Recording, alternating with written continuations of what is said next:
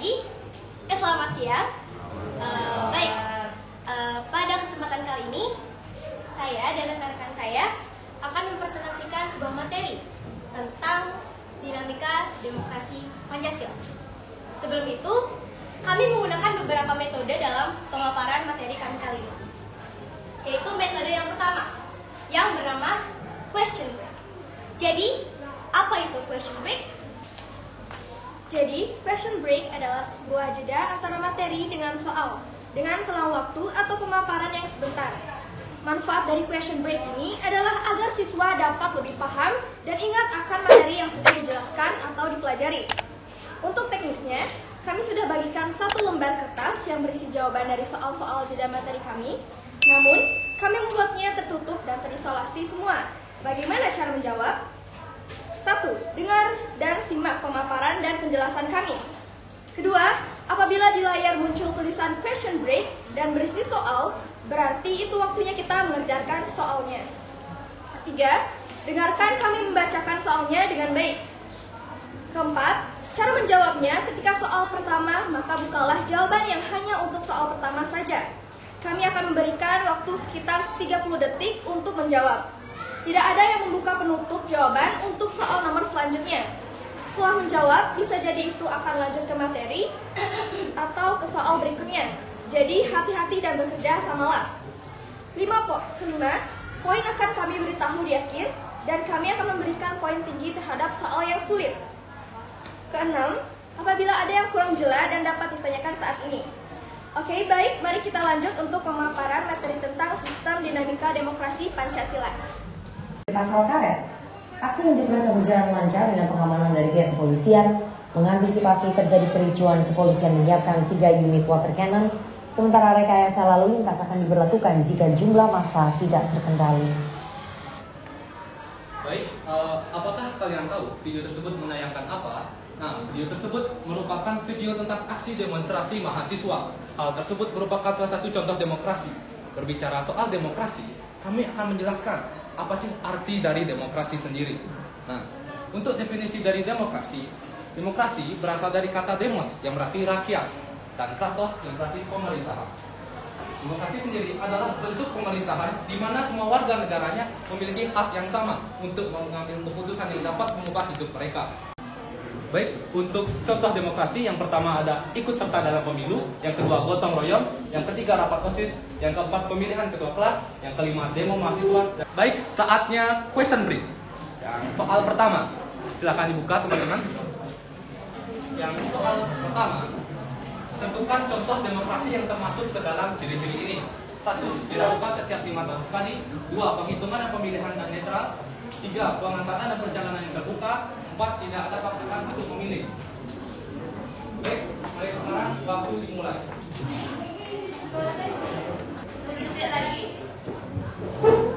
Baik, waktu telah habis untuk soal kedua.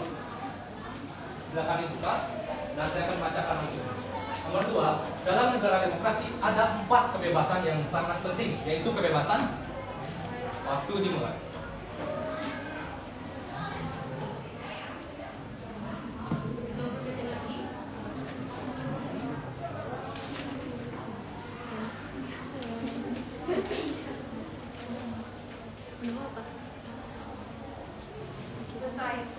Baik, waktu telah habis.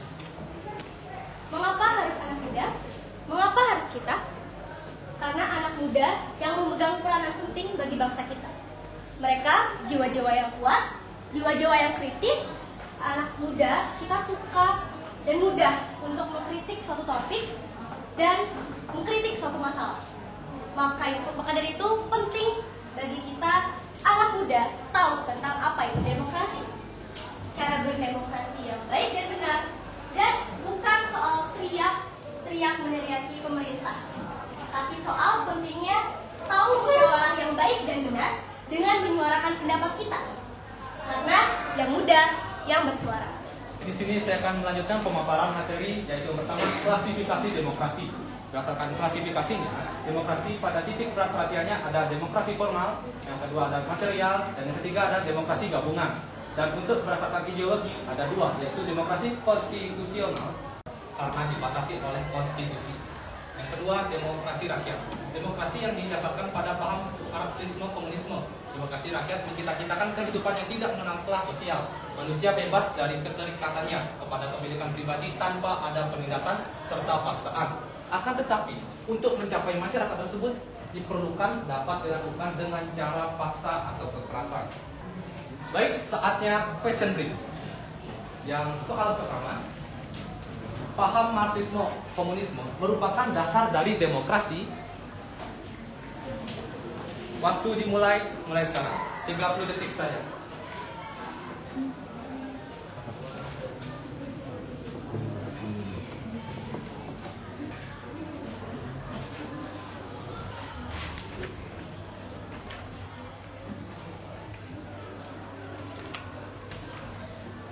Baik, silakan angkat. Lanjut. Yang soal keempat, demokrasi material merupakan demokrasi yang banyak dianut oleh. Baik, waktu dimulai dari sekarang.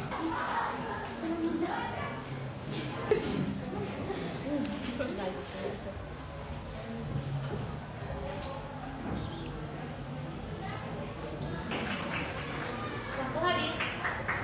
Baik, tidak ada yang menulis lagi. Lanjut kepada materi.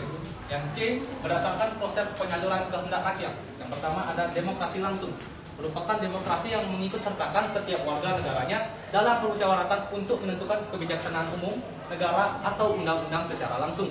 Yang kedua, demokrasi tidak langsung, demokrasi yang dilaksanakan melalui sistem perwakilan. Penerapan demokrasi seperti ini berkaitan dengan kenyataan suatu negara yang jumlah penduduknya semakin banyak. Baik, saatnya question brief. Soal yang kelima, pemilihan ketua OSIS termasuk demokrasi langsung pembuatan undang-undang dasar merupakan tidak langsung. Ini merupakan pertanyaan benar atau salah? Akan dicek.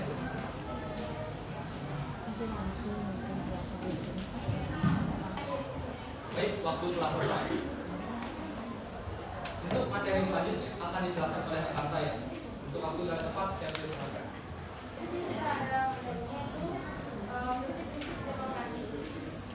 Nah, prinsip demokrasi menurut Henry Mayo, lesson grade. Baik, soalnya yaitu yang termasuk prinsip demokrasi Pancasila di Indonesia. Nah, ini soal checklist.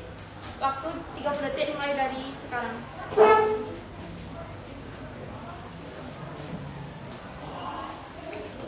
Jadi terdapat lebih dari 2 jawaban yang tepat pada lembar jawaban.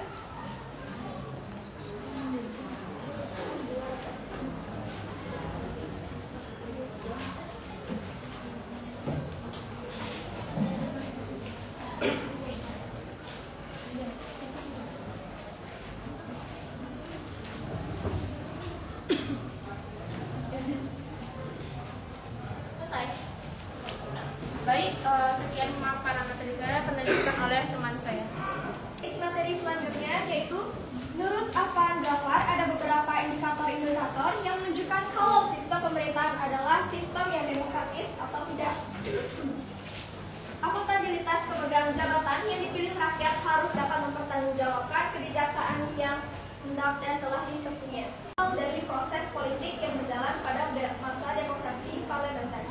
Soalnya, dekret presiden yang dibuat oleh Soekarno pada masa demokrasi tahun 50 sampai 60-an bernama, waktunya 30 detik dari sekarang.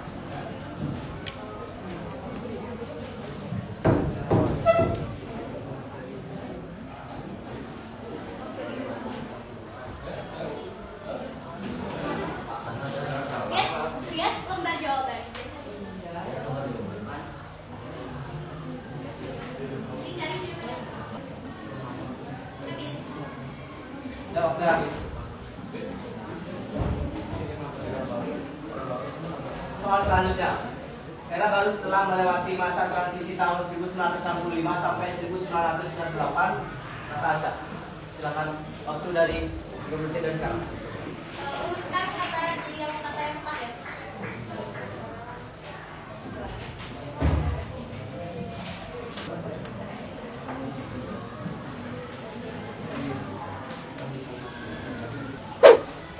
Waktu habis, perwakilan kelompok silakan kumpulkan diri. Oke,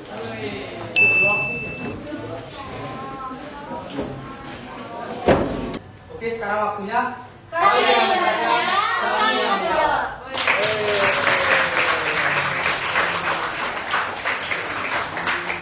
Baik, di sini kami memiliki aturan main, yaitu kalian memaksimalkan hanya 3 pertanyaan saja. 2, menyambut datangnya Hari Pahlawan. Yang akan bertanya harus menyebutkan 3 pahlawan nasional. Kita lalu akan memberikan pertanyaan, yang pertanyaannya akan kami simpan dan rundikan bersama, lalu kami akan menjawab. Waktunya tes wawasan kesiswaan.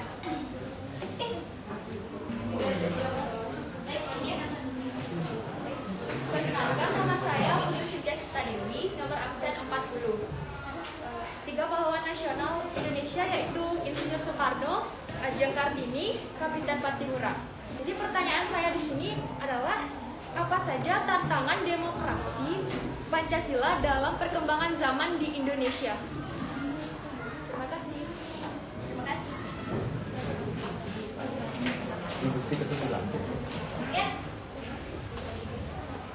Baik, sebelumnya terima kasih atas waktunya. Perkenalkan, nama saya Bu Irma Tasya Devana, absen 41. Jadi ada 3 pahlawan Indonesia, yang itu yang pertama ada Igusti Ngurah Rai, yang kedua itu ada Imam Bonjol, dan yang ketiga itu ada Wage Rudolf Supratman. Baik, untuk pertanyaannya, dari presentasi kemarin kita sudah banyak berbicara mengenai demokrasi. Nah, dari teman-teman di depan bisa menjelaskan atau memberikan bukti bahwa bahasa Indonesia benar-benar menerapkan demokrasi. Sekian pertanyaannya, terima kasih.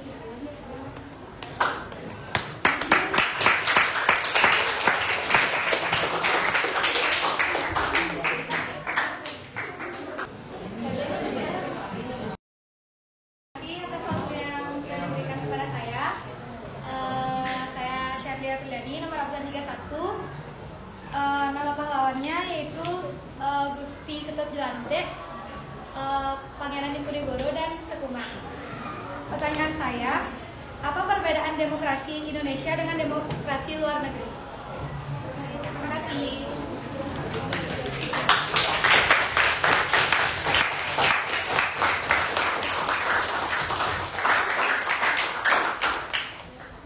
Baik, terima kasih atas pertanyaan-pertanyaan yang telah diberikan. Untuk itu kami memohon waktu untuk ingin menjawab pertanyaan dari kalian. Terima kasih.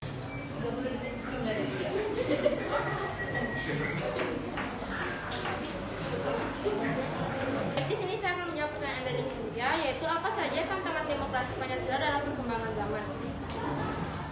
Baik, kita banyak melewati zaman memasuki era reformasi, era demokrasi semakin nyata. Namun seringnya zaman di samping itu, prinsip demokrasi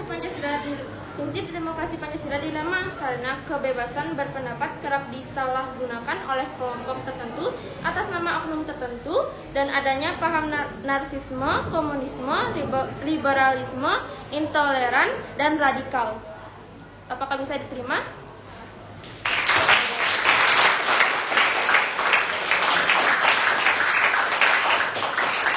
Baik, sekarang waktunya saya untuk menjawab pertanyaan dari Irma.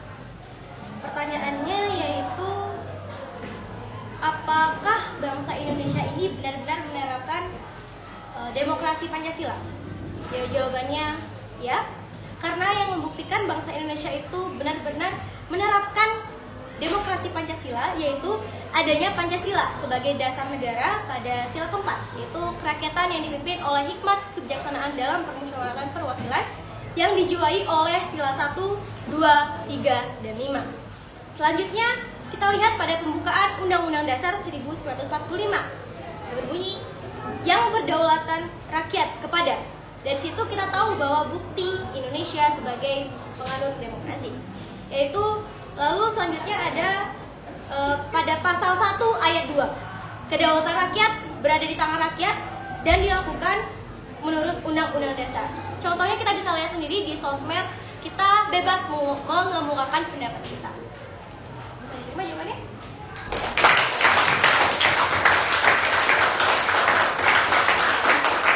Baik, terima kasih atas pertanyaannya dari Sherly. Saya akan menjawab perbedaan demokrasi luar negeri atau barat dengan demokrasi di Indonesia. Nah, untuk demokrasi barat itu menganut demokrasi liberal atau sebebas-bebasnya, dan demokrasi di Indonesia atau di Timur menganut paham komunisme, dan secara rinci di Indonesia menganut demokrasi Pancasila yang berbeda dari luar negeri. Baik, terima kasih. Oke, sekarang waktunya tes wawasan kesiswaan. Apa itu tes wawasan kesiswaan? Tes ini berupa games yang bertujuan mengasah kemampuan kita tentang pengetahuan tentang umum dan menambah wawasan kita. Dan soal yang akan kami berikan masih berhubungan tentang pelajaran kita. Cara bermainnya, yang pertama, kami sudah siapkan bendera yang masing-masing sudah ditulis nama kelompoknya. Yang kedua, pada layar kami akan tampilkan satu persatu soal dan akan kami bacakan. Yang ketiga, tunggu sampai kami selesai membacakan soal. Lalu, ketika kalian ingin menjawab, pastikanlah kalian terlebih dahulu yang mengangkat bendera tersebut. Nah, games ini juga akan mendapat poin pada pekerjaan kalian yang tadi. Yang pertama, demo yang dilakukan mahasiswa pada Oktober tahun 2020 yang mensuarakan tentang penolakan UU Cipta Kerja atau yang disebut dengan kelompok satu. Jadi saya jawab pertanyaannya, jawabannya omnibus.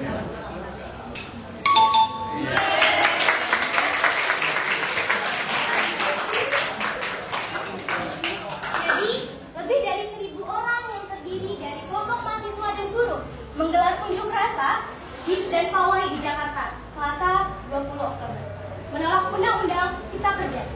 Mereka menuntut agar pemerintah membatalkan Omnibus Law dan menerbitkan peraturan pemerintah pengganti UU alias Perpu. Unjuk rasa ini digelar bertepatan 1 tahun masa pemerintahan Presiden Joko Widodo dan Ma'ruf Amin. Pertanyaan yang selanjutnya, kata kota apa yang dijuluki sebagai kota metropolitan?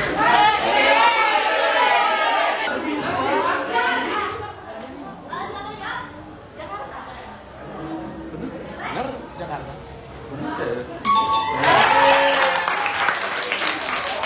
Jakarta disebut dengan negara metropolitan karena memiliki peran dan fungsi yang sangat beragam. Soal yang selanjutnya, kasus yang sangat diperbincangkan dan belum selesai berhubungan dengan penembakan dan polisi. Sebutkan dengan baik nama kasusnya yang lagi dibicarakan, pelaku dan korban.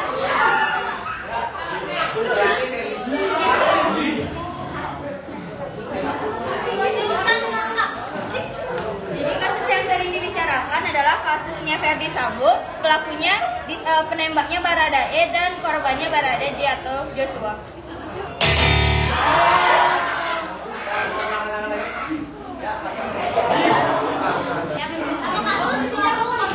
Nama kasusnya itu penembakan polisi tembak polisi.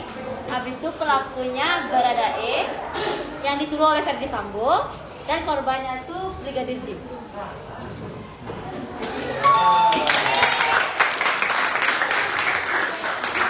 Selanjutnya, jumlah total buruh di Gunung Garuda pada keseluruhan: A. 19 kayak, batik 17 ekor, 80 pangkal ekor, 45 ekor. B. 17 batik kayak, 80 ekor, 19 pangkal ekor, 45 buah.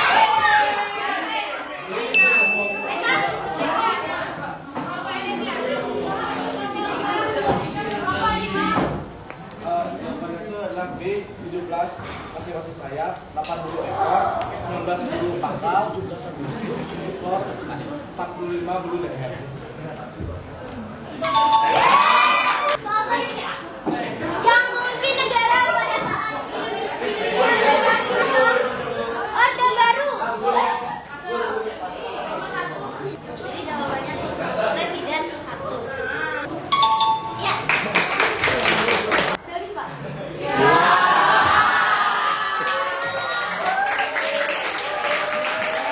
Baik, kita akan menghitung jumlah nilai.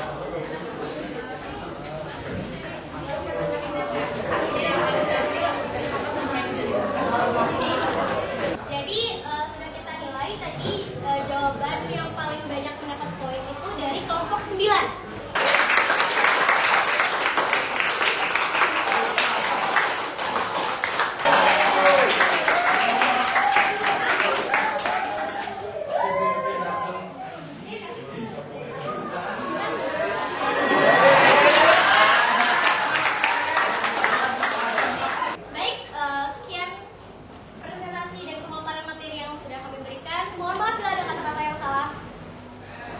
sengaja maupun tidak disengaja. Sekian dan terima kasih. Selamat